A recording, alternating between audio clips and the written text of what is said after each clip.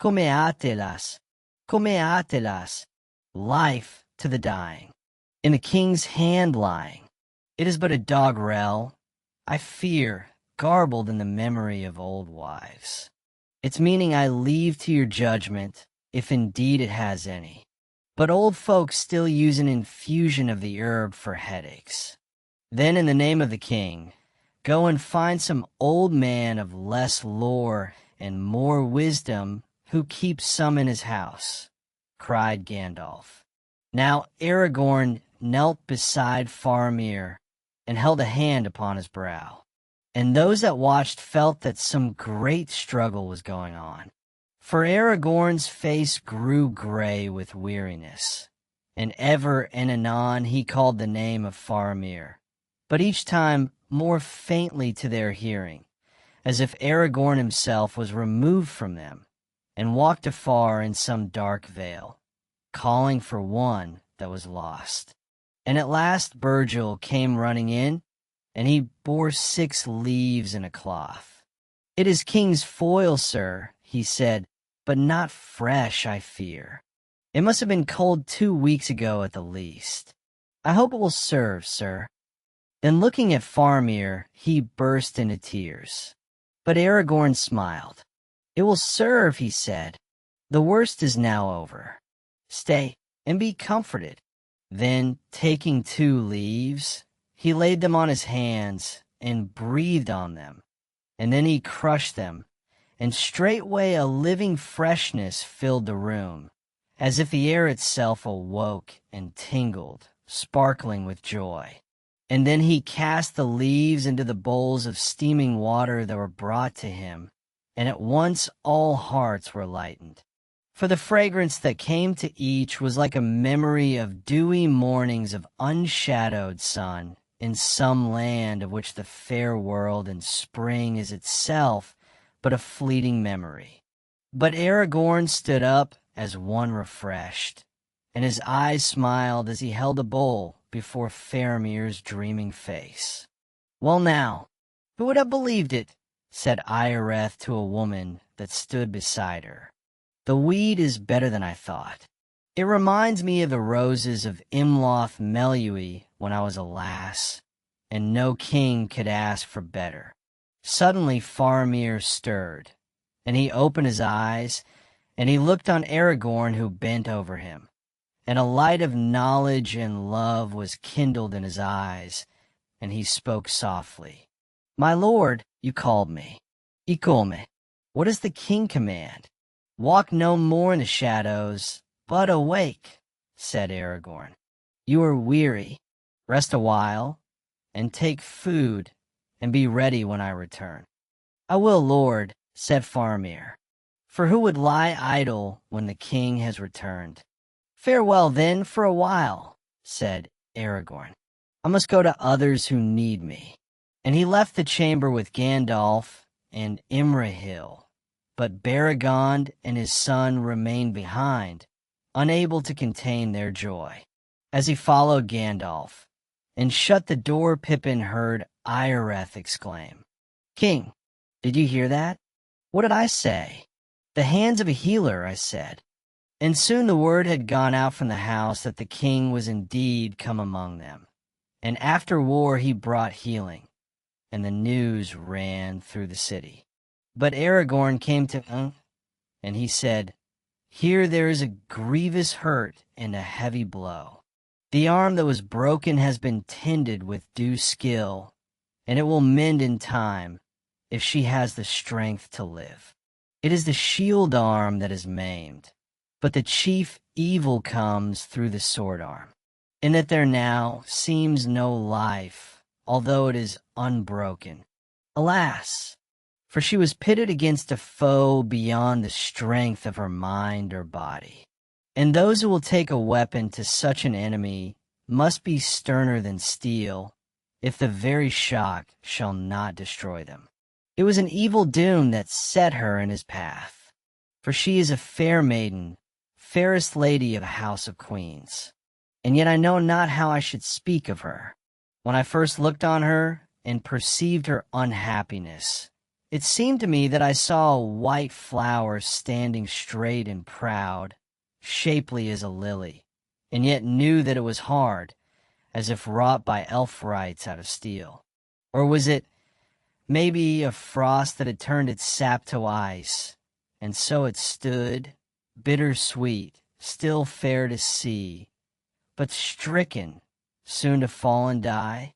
Her malady begins far back before this day, does it not, Eomer?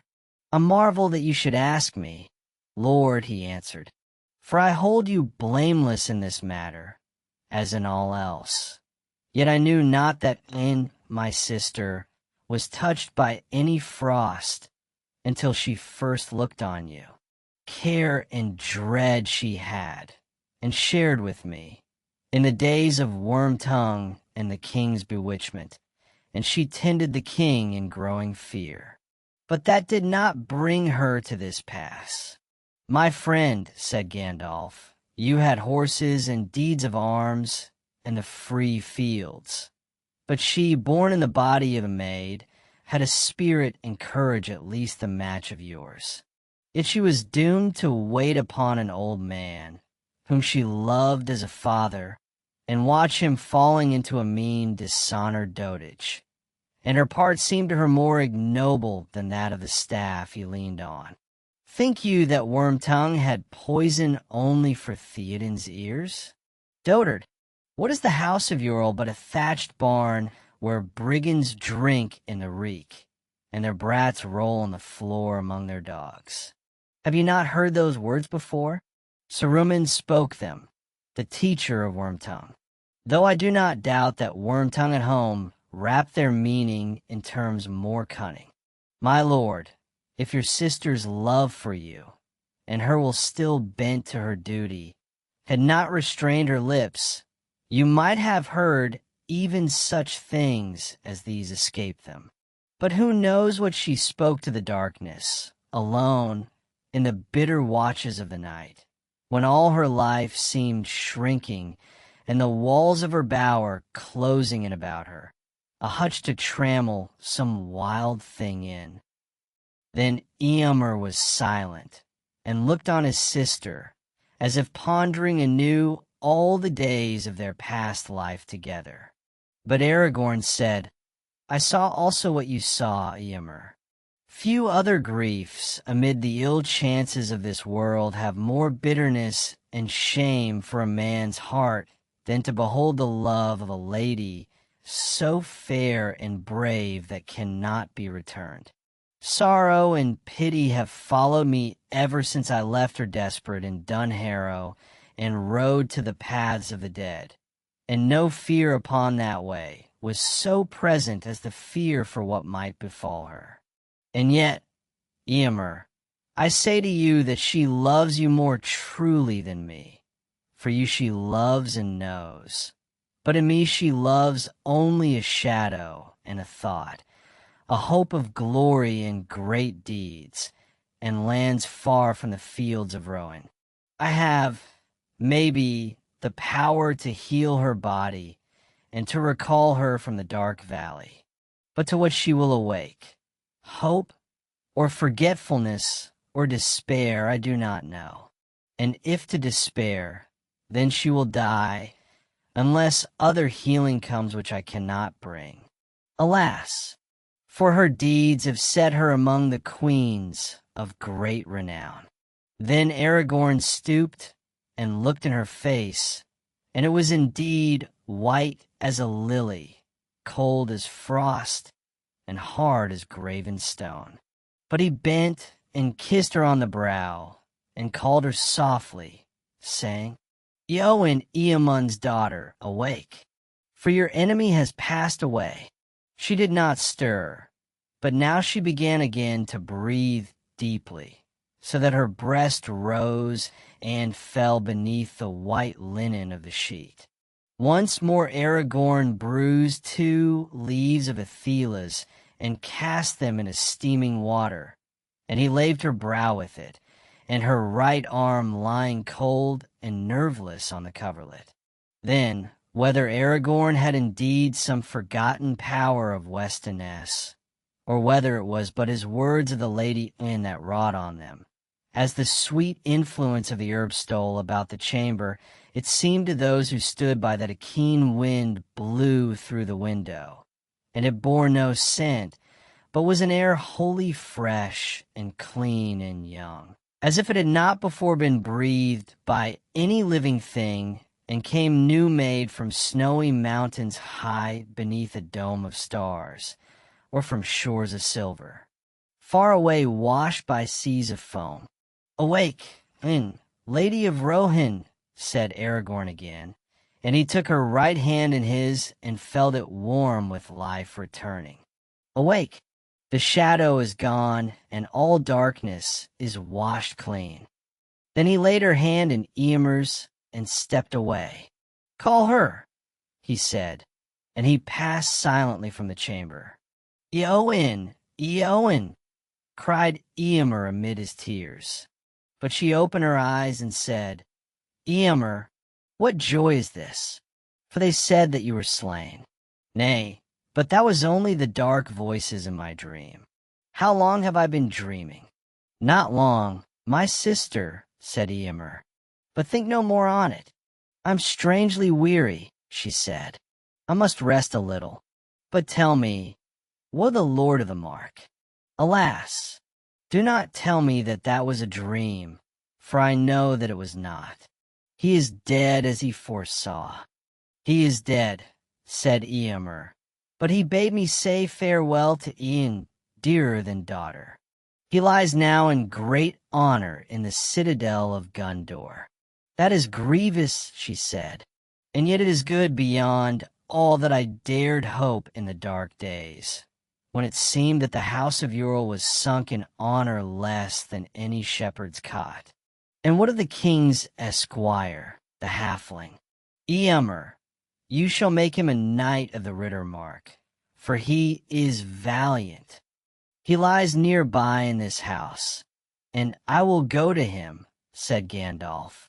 "Eomer shall stay here for a while, but do not speak yet of war or woe, until you are made whole again. Great gladness it is to see you wake again to health and hope, so valiant a lady." "To health," said Eowyn. "It may be so, at least while there is an empty saddle of some fallen rider that I can fill, and there are deeds to do. But to hope? I do not know." Gandalf and Pippin came to Merry's room, and there they found Aragorn standing by the bed. "Poor old Merry!" cried Pippin, and he ran to the bedside, for it seemed to him that his friend looked worse, and a grayness was in his face, as if a weight of years of sorrow lay on him. And suddenly a fear seized Pippin that Merry would die. "Do not be afraid," said Aragorn. "I came in time, and I called him back. He is weary now, and grieved, and he has taken a hurt like the lady in daring to smite that deadly thing. But these evils can be amended. So strong and gay a spirit is in him. His grief he will not forget, but it will not darken his heart. It will teach him wisdom." Then Aragorn laid his hand on Merry's head, and passing his hand gently through the brown curls, he touched the eyelids and called him by name. And when the fragrance of Athelas stole through the room, like the scent of orchards and of heather in the sunshine full of bees, suddenly Merry awoke, and he said, "I am hungry. What is the time?" "Past supper time now," said Pippin, "though I dare say I could bring you something, if they will let me." "They will indeed," said Gandalf, "and anything else that this rider of Rohan may desire, if it can be found in Minas Tirith, where his name is in honor." "Good," said Merry. "Then I would like supper first, and after that a pipe." At that his face clouded. "No, not a pipe. I don't think I'll smoke again." "Why not?" said Pippin. "Well," answered Merry slowly, "he is dead. It has brought it all back to me. He said he was sorry he had never had a chance of talking herblore with me. Almost the last thing he ever said. I shan't ever be able to smoke again without thinking of him. And that day, Pippin, when he rode up to Isengard and was so polite. Smoke then, and think of him, said Aragorn. For he was a gentle heart and a great king, and kept his oaths. And he rose out of the shadows to a last fair morning. Though your service to him was brief, it should be a memory glad and honorable to the end of your days. Merry smiled. Well then, he said, if Strider will provide what is needed, I will smoke and think. I had some of Saruman's best in my pack, but what became of it in the battle, I am sure I don't know.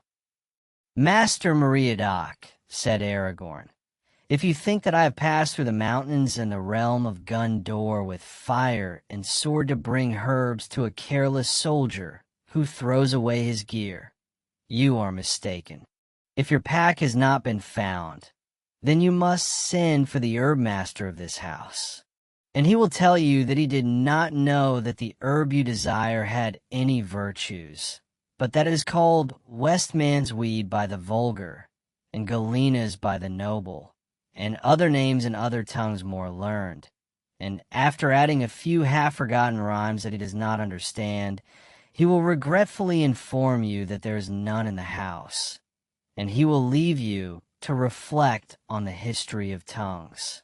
And so now must I, for I have not slept in such a bed as this, since I rode from Dunharrow, nor eaten since the dark before dawn. Merry seized his hand and kissed it. I'm frightfully sorry, he said. Go at once. Ever since that night at Bree, we have been a nuisance to you. But it is the way of my people to use light words at such times and say less than they mean. We fear to say too much. It robs us of the right words when a jest is out of place. I know that well, or I would not deal with you in the same way, said Aragorn. May the Shire live for ever unwithered. And kissing Merry he went out, and Gandalf went with him. Pippin remained behind. Was there ever anyone like him? He said. Except Gandalf, of course. I think they must be related. My dear ass, your pack is lying by your bed, and you had it on your back when I met you. You saw all the time, of course. And anyway, I have some stuff of my own. Come on now. Longbottom Leaf it is. Fill up while I run and see about some food. And then let's be easy for a bit. Dear me, we took some brandy bucks. We can't live long on the heights. No, said Merry. I can't. Not yet, at any rate. But at least, Pippin, we can now see them and honor them. It is best to love first what you are fitted to love. I suppose you must start somewhere and have some roots, and the soil of the Shire is deep. Still, there are things deeper and higher, and not a gaffer could tend his garden in what he calls peace but for them, whether he knows about them or not. I'm glad that I know about them, a little, but I don't know why I'm talking like this. Where's that leaf? And get my pipe out of my pack if it isn't broken. Aragorn and Gandalf went now to the warden of the Houses of Healing, and they counseled him that Faramir and should remain there and still be tended with care for many days. The Lady, said Aragorn, will wish soon to rise and depart, but she should not be permitted to do so if you can in any way restrain her, until at least 10 days be past. As for Faramir, said Gandalf, he must soon learn that his father is dead. But the full tale of the madness of Denethor should not be told to him, until he is quite healed and has duties to do. See that Baragond and the Parian who were present do not speak to him of these things yet. And the other Parian, Meriadoc, who is under my care, what of him? Said the warden. It is likely that he will be fit to arise tomorrow, for a short while, said Aragorn. Let him do so, if he wishes. He may walk a little in the care of his friends. They are a remarkable race, said the warden, nodding his head. Very tough in the fiber, I deem. At the doors of the houses many were already gathered to see Aragorn, and they followed after him. And when at last he had supped, men came and prayed that he would heal their kinsmen or their friends whose lives were in peril through hurt or wound, or who lay under the black shadow. And Aragorn arose and went out, and he sent for the sons of Elrond, and together they labored far into the night. And word went through the city, the king is come again indeed.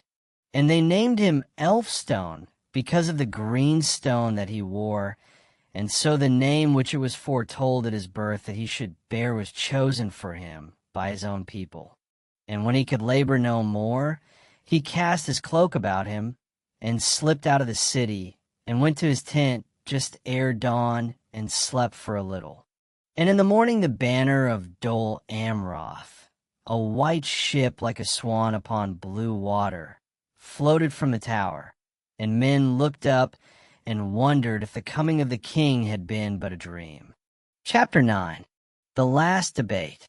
The morning came after the day of battle, and it was fair with light clouds and the wind turning westward. Legolas and Gimli were early abroad, and they begged leave to go up into the city, for they were eager to see Merry and Pippin. "It is good to learn that they are still alive," said Gimli, "for they cost us great pains in our march over Rohan, and I would not have such pains all wasted." Together the elf and the dwarf entered Minas Tirith, and folk that saw them pass marveled to see such companions. For Legolas was fair of face beyond the measure of men, and he sang an elven song in a clear voice as he walked in the morning. But Gimli stalked beside him, stroking his beard and staring about him. "There is some good stonework here," he said as he looked at the walls, "but also some that is less good, and the streets could be better contrived. When Aragorn comes into his own, I shall offer him the service of stone rights of the mountain, and we will make this a town to be proud of." "They need more gardens," said Legolas. "The houses are dead, and there is too little here that grows and is glad. If Aragorn comes into his own, the people of the wood shall bring him birds that sing and trees that do not die." At length they came to the Prince Imrahil, and Legolas looked at him and bowed low, for he saw that here indeed was one who had elven blood in his veins. "Hail, Lord," he said. "It is long since the people of Nimrodel left the woodlands of Lorien, and yet still one may see that not all sailed from Amroth's haven west over water. So it is said in the lore of my land," said the prince. "Yet never has one of the fair folk been seen there for years beyond count. And I marvel to see one here now in the midst of sorrow and war. What do you seek?" "I am one of the 9 companions who set out with Mithrandir from Imladris," said Legolas. "And with this dwarf, my friend, I came with the Lord Aragorn. But now we wish to see our friends Meriadoc and Peregrin, who are in your keeping, we are told. You will find them in the houses of healing, and I will lead you thither," said Imrahil. "It will be enough if you send one to guide us, Lord," said Legolas. "For Aragorn sends this message to you. He does not wish to enter the city again at this time. Yet there is need for the captains to hold council at once, and he prays that you and Eomer of Rohan will come down to his tents as soon as may be. Mithrandir is already there." "We will come," said Imrahil, and they parted with courteous words. "That is a fair lord and a great captain of men," said Legolas. "If Gondor has such men still in these days of fading, great must have been its glory in the days of its rising."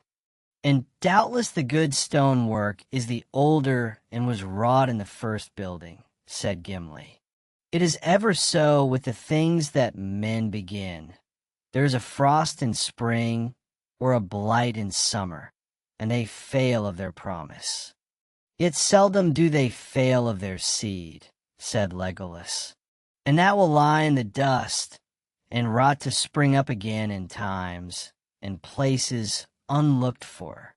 The deeds of men will outlast us, Gimli, and yet come to naught in the end, but might have beens, I guess, said the dwarf. To that the elves know not the answer, said Legolas. With that the servant of the prince came and led them to the houses of healing, and there they found their friends in the garden, and their meeting was a merry one. For a while they walked and talked, rejoicing for a brief space in peace and rest under the morning high up in the windy circles of the city. Then when Merry became weary, they went and sat upon the wall with the greensward of the houses of healing behind them, and away southward before them was the Anduin glittering in the sun, as it flowed away out of the sight even of Legolas into the wide flats and green haze of Lebanon and South Ithilien. And now Legolas fell silent, while the others talked, and he looked out against the sun, and as he gazed he saw white sea-birds beating up the river. "Look," he cried, "gulls! They are flying far inland. A wonder they are to me, and a trouble to my heart. Never in all my life had I met them, until we came to Pelargir, and there I heard them crying in the air as we rode to the battle of the ships. Then I stood still, forgetting war in Middle-earth, for their wailing voices spoke to me of the sea. The sea, alas, I have not yet beheld it, but deep in the hearts of all my kindred lies the sea-longing, which it is perilous to stir. Alas, for the gulls! No peace shall I have again under beech or under elm." "Say not so," said Gimli. "There are countless things still to see in Middle-earth, and great works to do. But if all the fair folk take to the havens, it will be a duller world for those who are doomed to stay." "Dull and dreary indeed," said Merry. "You must not go to the havens, Legolas. There will always be some folk, big or little, and even a few wise dwarves like Gimli, who need you. At least I hope so, though I feel somehow that the worst of this war is still to come. How I wish it was all over, and well over." "Don't be so gloomy," cried Pippin. "The sun is shining, and here we are together for a day or two at least. I want to hear more about you all. Come, Gimli. You and Legolas have mentioned your strange journey with Strider about a dozen times already this morning, but you haven't told me anything about it." "The sun may shine here," said Gimli, "but there are memories of that road that I do not wish to recall out of the darkness. Had I known what was before me, I think that not for any friendship would I have taken the paths of the dead." "The paths of the dead?" said Pippin. "I heard Aragorn say that, and I wondered what he could mean. Won't you tell us some more?" "Not willingly," said Gimli, "for upon that road I was put to shame. Gimli Gloin's son, who had deemed himself more tough than men and hardier under earth than any elf. But neither did I prove, and I was held to the road only by the will of Aragorn." "And by the love of him also," said Legolas. "For all those who come to know him come to love him after their own fashion, even the cold maiden of the Rohirrim. It was at early morn of the day ere you came there, Merry, that we left Dunharrow, and such a fear was on all the folk that none would look on our going, save the lady who lies now hurt in the house below. There was grief at that parting, and I was grieved to behold it. Alas, I had heart only for myself, said Gimli. Nay, I will not speak of that journey. He fell silent, but Pippin and Merry were so eager for news that at last Legolas said, I will tell you enough for your peace, for I felt not the horror, and I feared not the shadows of men, powerless and frail as I deemed them. Swiftly then he told of the haunted road unto the mountains, and the dark tryst at Erech, and the great ride thence, 90 leagues and 3 to Pelargir on Anduin. 4 days and nights, and on into a 5th we rode from the Blackstone, he said. And lo, in the darkness of Mordor my hope rose, for in that gloom the shadow host seemed to grow stronger and more terrible to look upon. Some I saw riding, some striding, yet all moving with the same great speed. Silent they were, but there was a gleam in their eyes. In the uplands of Lamedon they overtook our horses and swept round us, and would have passed us by if Aragorn had not forbidden them. At his command they fell back. Even the shades of men are obedient to his will. I thought, they may serve his needs yet. One day of light we rode, and then came the day without dawn, and still we rode on, and Cyril and Ringlow we crossed.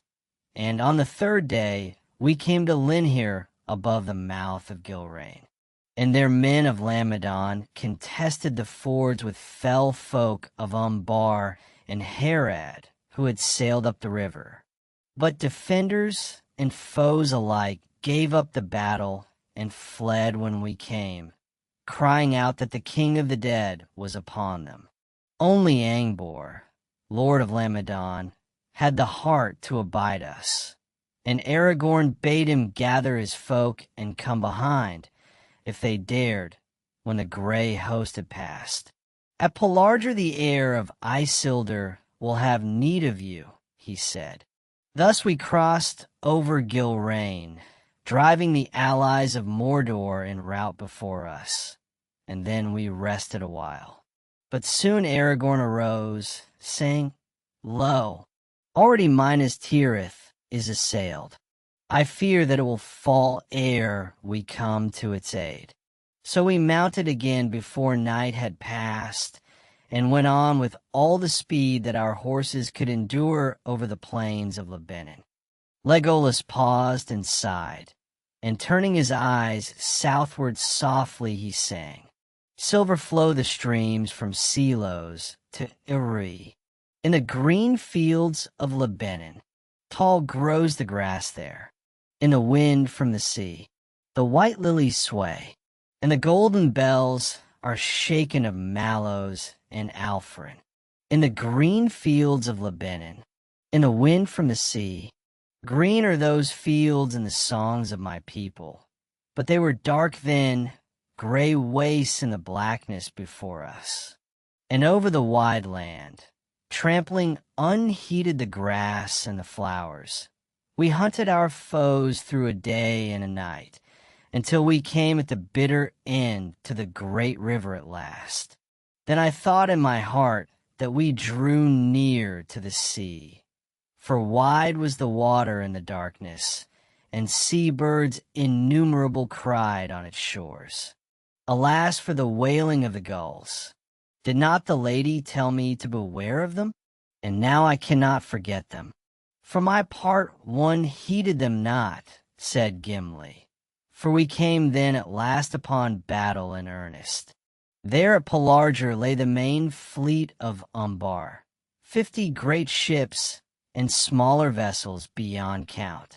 Many of those that we pursued had reached the havens before us, and brought their fear with them, and some of the ships had put off, seeking to escape down the river or to reach the far shore, and many of the smaller craft were ablaze. But the Haradrim, being now driven to the brink, turned at bay, and they were fierce in despair, and they laughed when they looked on us, for they were a great army still. But Aragorn halted and cried with a great voice, "Now come, by the Blackstone I call you." And suddenly the shadow host that had hung back at the last came up like a gray tide, sweeping all away before it. Faint cries I heard, and dim horns blowing, and a murmur as of countless far voices. It was like the echo of some forgotten battle in the dark years long ago. Pale swords were drawn, but I know not whether their blades would still bite, for the dead needed no longer any weapon but fear. None would withstand them. To every ship they came that was drawn up, and then they passed over the water to those that were anchored, and all the mariners were filled with a madness of terror and leaped overboard, save the slaves chained to the oars. Reckless we rowed among our fleeing foes, driving them like leaves until we came to the shore. And then to each of the great ships that remained Aragorn sent one of the Dunedain, and they comforted the captives that were aboard, and bade them put aside fear and be free. Ere that dark day ended, none of the enemy were left to resist us. All were drowned, or were flying south in the hope to find their own lands upon foot. Strange and wonderful I thought it that the designs of Mordor should be overthrown by such wraiths of fear and darkness. With its own weapons was it worsted? Strange indeed, said Legolas. In that hour I looked on Aragorn and thought how great and terrible a lord he might have become in the strength of his will, had he taken the ring to himself. Not for naught does Mordor fear him, but nobler is his spirit than the understanding of Sauron. For is he not of the children of Luthien? Never shall that line fail, though the years may lengthen beyond count. Beyond the eyes of the dwarves are such foretellings, said Gimli. But mighty indeed was Aragorn that day. Look, all the Black Fleet was in his hands, and he chose the greatest ship to be his own, and he went up into it. Then he let sound a great concourse of trumpets taken from the enemy, and the shadow host withdrew to the shore. There they stood silent, hardly to be seen, save for a red gleam in their eyes that caught the glare of the ships that were burning. And Aragorn spoke in a loud voice to the dead men, crying, "Hear now the words of the heir of Isildur. Your oath is fulfilled. Go back and trouble not the valleys ever again. Depart and be at rest." And thereupon the king of the dead stood out before the host, and broke his spear and cast it down. Then he bowed low and turned away, and swiftly the whole gray host drew off and vanished like a mist that is driven back by a sudden wind. And it seemed to me that I awoke from a dream. That night we rested while others labored, for there were many captives set free, and many slaves released who had been folk of Gondor taken in raids. And soon also there was a great gathering of men out of Lebanon and the Ether, and Angbor of Lamadon came up with all the horsemen that he could muster. Now that the fear of the dead was removed, they came to aid us, and to look on the heir of Isildur, for the rumor of that name had run like fire in the dark. And that is near the end of our tale. For during that evening and night many ships were made ready and manned, and in the morning the fleet set forth. Long past it now seems, yet it was but the morn of the day ere yesterday, the 6th since we rode from Dunharrow. But still Aragorn was driven by fear. That time was too short. It is 40 leagues, and 2 from Pelargir to the landings at the Harland, he said. Yet to the Harland we must come tomorrow, or fail utterly. The oars were now wielded by free men, and manfully they labored.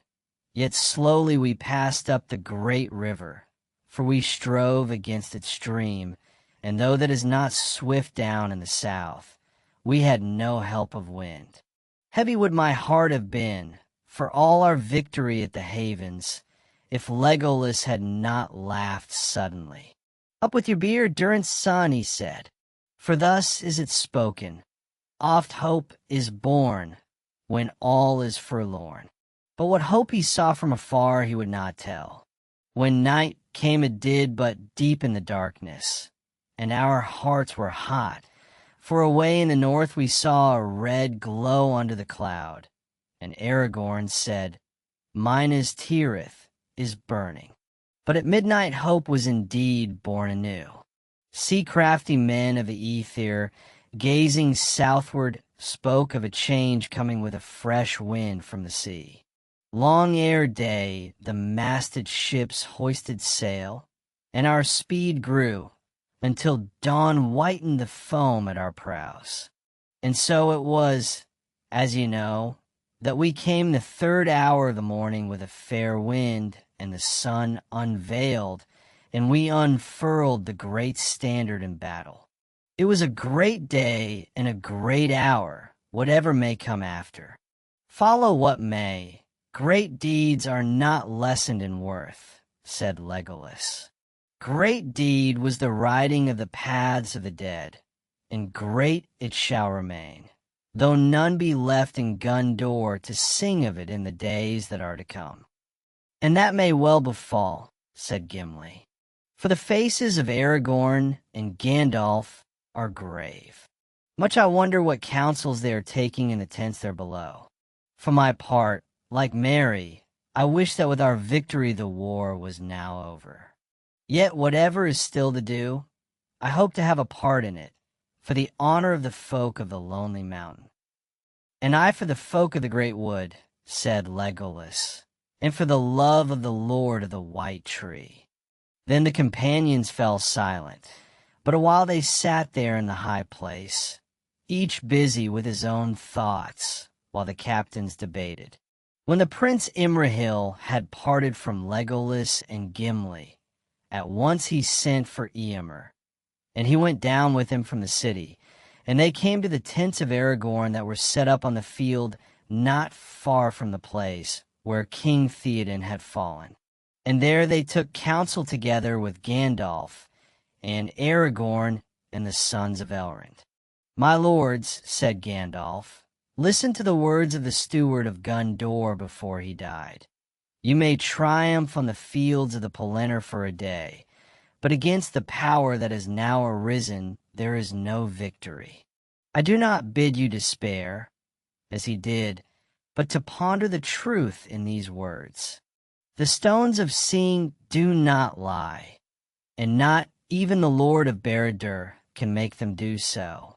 He can, maybe, by his will choose what things shall be seen by weaker minds, or cause them to mistake the meaning of what they see. Nonetheless, it cannot be doubted that when Denethor saw great forces arrayed against him in Mordor, and more still being gathered, he saw that which truly is. Hardly has our strength sufficed to beat off the first great assault.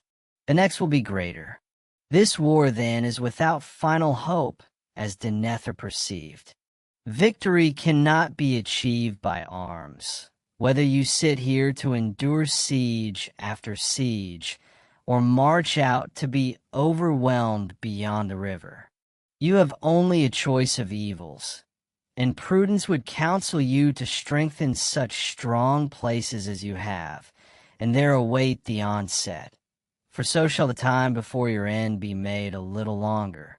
Then you would have us retreat to Minas Tirith, or Dol Amroth, or to Dunharrow, and there sit like children on sand castles when the tide is flowing, said Imrahil. That would be no new counsel, said Gandalf. Have you not done this, and little more, in all the days of Denethor? But no, I said this would be prudent. I do not counsel prudence. I said victory could not be achieved by arms. I still hope for victory, but not by arms. For into the midst of all these policies comes the ring of power, the foundation of Barad-dûr and the hope of Sauron.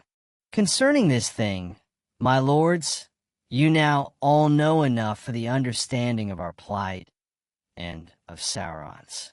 If he regains it, your valor is vain, and his victory will be swift and complete, so complete that none can foresee the end of it while this world lasts.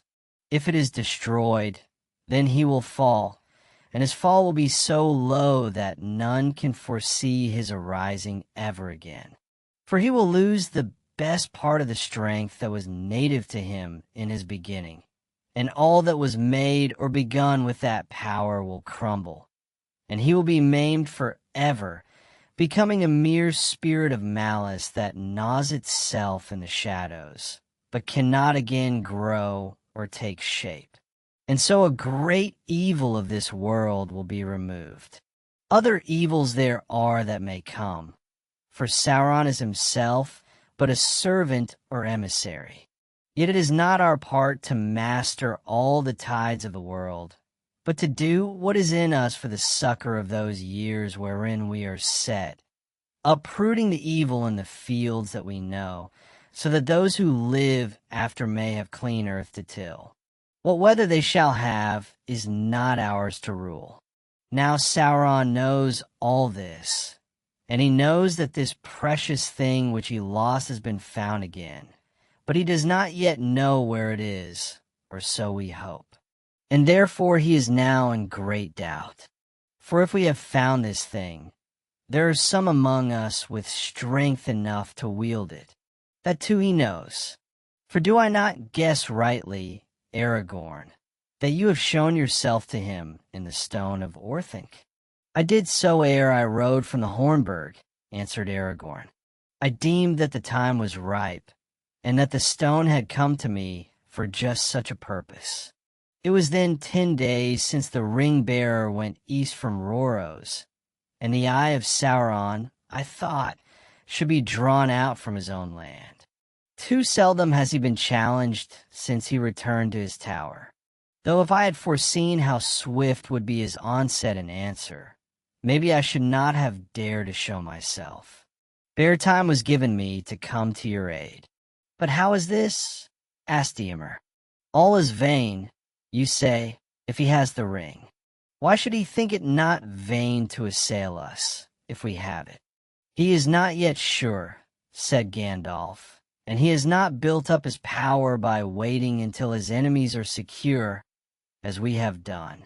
Also, we could not learn how to wield the full power all in a day. Indeed, it can be used only by one master alone, not by many, and he will look for a time of strife ere one of the great among us makes himself master and puts down the others. In that time the ring might aid him, if he were sudden. He is watching. He sees much and hears much. His Nazgûl are still abroad. They passed over this field ere the sunrise, though few of the weary and sleeping were aware of them. He studies the signs, the sword that robbed him of his treasure remade, the winds of fortune turning in our favor, and the defeat unlooked for of his first assault, the fall of his great captain. His doubt will be growing even as we speak here. His eye is now straining towards us, blind almost to all else that is moving. So we must keep it. Therein lies all our hope. This then is my counsel. We have not the ring. In wisdom or great folly it has been sent away to be destroyed, lest it destroy us. Without it we cannot by force defeat his force. But we must at all costs keep his eye from his true peril. We cannot achieve victory by arms, but by arms we can give the ring-bearer his only chance, frail though it be. As Aragorn has begun, so we must go on. We must push Sauron to his last throw. We must call out his hidden strength, so that he shall empty his land. We must march out to meet him at once. We must make ourselves the bait, though his jaws should close on us. He will take that bait, in hope and in greed, For he will think that in such rashness he sees the pride of the new ring lord. And he will say, so, he pushes out his neck too soon and too far. Let him come on, and behold, I will have him in a trap from which he cannot escape. There I will crush him, and what he has taken in his insolence shall be mine again forever. We must walk open-eyed into that trap, with courage, but small hope for ourselves. For, my lords, it may well prove that we ourselves shall perish utterly in a black battle far from the living lands, so that even if Baradur be thrown down, we shall not live to see a new age. But this, I deem, is our duty, and better so than to perish none the less, as we surely shall, if we sit here and know as we die that no new age shall be. They were silent for a while. At length Aragorn spoke. As I have begun, so I will go on. We come now to the very brink, where hope and despair are akin. To waver is to fall.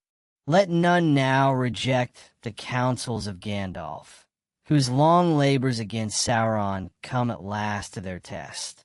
But for him all would long ago have been lost. Nonetheless, I do not yet claim to command any man. Let others choose as they will. Then said Elrohir, from the north we came with this purpose, and from Elrond our father we brought this very counsel. We will not turn back. As for myself, said Eomer, I have little knowledge of these deep matters, but I need it not. This I know, and it is enough that as my friend Aragorn succored me and my people, so I will aid him when he calls. I will go. As for me, said Imrahil, the Lord Aragorn I hold to be my liege lord, whether he claim it or no. His wish is to me a command. I will go also. Yet for a while I stand in the place of the steward of Gondor, and it is mine to think first of its people. To prudence some heed must still be given, for we must prepare against all chances, good as well as evil. Now, it may be that we shall triumph, and while there is any hope of this, Gondor must be protected. I would not have us return with victory to a city in ruins and a land ravaged behind us. And yet we learn from the Rohirrim that there's an army still unfought upon our northern flank.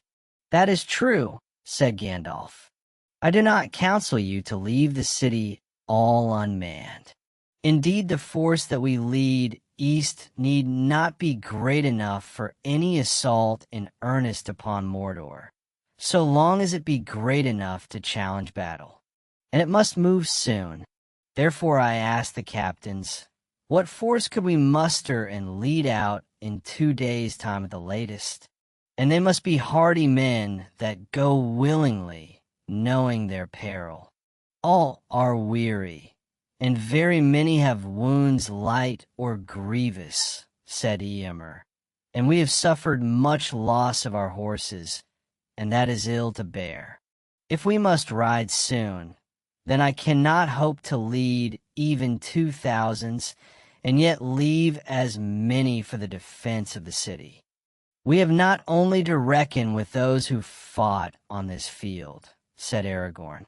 New strength is on the way from the southern fiefs, now that the coasts have been rid. For thousands I sent marching from Pelargir through Lossarnac 2 days ago, and Angbor the Fearless rides before them. If we set out in 2 days more, they will draw nigh ere we depart. Moreover, many were bidden to follow me up the river in any craft they could gather, and with this wind they will soon be at hand. Indeed, several ships have already come to the Harland. I judge that we could lead out 7,000 of horse and foot, and yet leave the city in better defense than it was when the assault began. The gate is destroyed, said Imrahil, and where now is the skill to rebuild it and set it up anew? In Erebor and the kingdom of Dane there is such skill, said Aragorn, and if all our hopes do not perish, then in time I will send Gimli Gloin's son to ask for rights of the mountain. But men are better than gates, and no gate will endure against our enemy if men desert it. This then was the end of the debate of the lords, that they should set forth on the second morning from that day with 7,000s, if these might be found, and the great part of this force should be on foot, because of the evil lands into which they would go. Aragorn should find some 2,000s of those that he had gathered to him in the south, but Imrahil should find 3,500s, and Eomer 500s of the Rohirrim who were unhorsed but themselves war-worthy, and he himself should lead 500s of his best riders on horse. And another company of 500 horse there should be, among which should ride the sons of Elrond with the Dunedain and the knights of Dol Amroth, all told 6,000 foot and 1,000 horse. But the main strength of the Rohirrim that remained horsed and able to fight, some 3,000 under the command of Elfhelm, should waylay the west road against the enemy that was in Anorion. And at once swift riders were sent out to gather what news they could northwards, and eastwards from Osgiliath and the road to Minas Morgul. And when they had reckoned up all their strength and taken thought for the journeys they should make and the roads they should choose, Imrahil suddenly laughed aloud. "Surely," he cried, "this is the greatest jest in all the history of Gondor, that we should ride with 7,000s, scarce as many as the vanguard of its army in the days of its power, to assail the mountains and the impenetrable gate of the Black Land. So might a child threaten a mail-clad knight with a bough of string and green willow. If the Dark Lord knows so much as you say, Mithrandir, will he not rather smile than fear, and with his little finger crush us like a fly that tries to sting him? No, he will try to trap the fly and take the sting," said Gandalf. "And there are names among us that are worth more than 1,000 mail-clad knights apiece. No, he will not smile. Neither shall we," said Aragorn. "If this be jest, then it is too bitter for laughter. Nay, it is the last move in a great jeopardy, and for one side or the other it will bring the end of the game." Then he drew Andúril and held it up glittering in the sun. "You shall not be sheathed again until the last battle is fought," he said. Chapter 10. The Black Gate Opens. 2 days later the army of the West was all assembled on the Pelennor. The host of orcs and Easterlings had turned back out of Anorion, but harried and scattered by the Rohirrim, they had broken and fled with little fighting towards Caer Andris. And with that threat destroyed and new strength arriving out of the south, the city was as well manned as might be. Scouts reported that no enemies remained upon the roads east as far as the crossroads of the fallen king. All now was ready for the last throw. Legolas and Gimli were to ride again together in the company of Aragorn and Gandalf, who went in the van with the Dunedain and the sons of Elrond. But Merry, to his shame, was not to go with them. "You are not fit for such a journey," said Aragorn, "but do not be ashamed. If you do no more in this war, you have already earned great honor.